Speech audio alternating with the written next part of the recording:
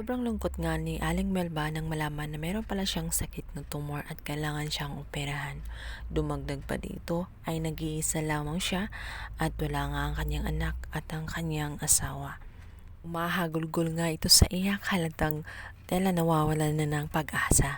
Subalit isang napakagandang balita nga ang matutunghayan natin dahil nga sa wakas, natuntun siya ng anak dahil kasi sa isang viral video kung saan hinostage nga itong si Annalyn ay nakita ng kanyang anak na si Caitlyn, kaya naman natuntun niya ang hospital na yun. Una nga ay hindi agad dito nakilala ni Aling Melba at pakiramdam niya nagsisinungaling lang itong si Caitlyn sa harap niya. Subalit nung ipinakita na nga ang mga picture ng baby pa nga itong si Caitlyn, ay doon na nga niya ito nakilala na yun talaga ang kanya anak na si Caitlyn. Hindi nga mapaliwanag ang saya na nararamdaman nitong si Annalyn nung makita na nga na naging buo na ulit at nakita na ulit ni Melba ang kanya anak na si Caitlyn. Batid niya kasi nitong labis ang pangungulila ni Melba, kaya naman nasobrahan ito sa stress at nagkaroon ng isang sakit. Mantala ito nga si Michael ay napasyal nga sa loob ng Ridge. Andun niya nalaman ang nangyari kina Lynette, RG at ni Carlos, ang pagtatalo nila ni Moira. Kaya naman nagbigay siya ng advice doon kay Carlos bilang isang matalik na kaibigan.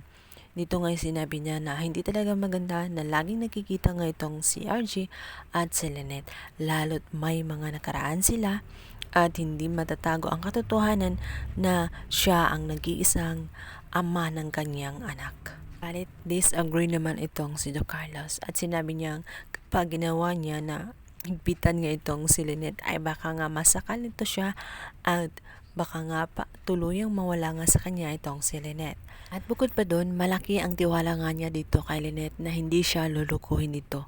At sinabi naman ni Michael na ang kanya ay suggestion lamang at siya pa rin naman ang nasusunod. Sa kabilang banda, ang pagkaosesero nga nitong si Michael ay hindi pa doon nagtatapos dahil talagang masking itong si Moira ay inubangan niya sa may lobby para lamang makausap.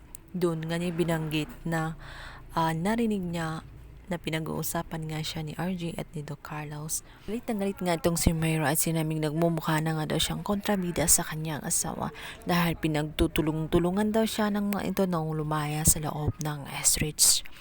Dito nga ibinanggit ni Michael na alam niya kung bakit nagkakaayos nga itong dalawa dahil nagdududa siya dahil nga doon sa insidente nung lindol dahil sa loob ng shop ay magkasama nga sila for the whole day.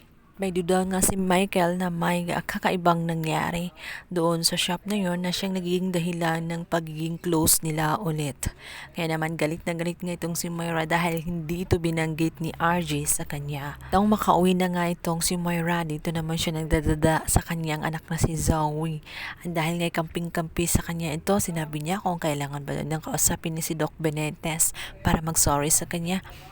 Ngunit sinabi ko ni Moira na sa tingin niya hindi makakatulong si Doc Benitez sa kanya dahil ang kanyang malaking problema ay ito ngang si Lynette dahil napapansin na nga niya na madalas na nagkikita na nga si Lynette at si RJ ay sobrang close na nga ulit. Ito naman sinabi ni Zoe na malamang daw dahil sa ipinapakita nga ni Moira ang kanyang kasamaan, kaya naman lumalayo ang loob nitong si RJ sa kanya. Dito nga si Lynette ay napakabait, kaya naman mas komportable siyang makausap nga itong si Lynette.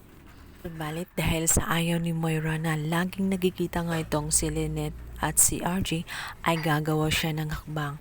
Susubukan niyang kumbinsihin nga itong si RJ at sabihing papayag na siyang maging magkaibigan nga itong si Lynette at si RJ, subalit may hilingin siyang isang kondisyon. Mula daw sa araw na yun ay aalis silang magpamilya at iiwan ang Pilipinas para magpakalayo.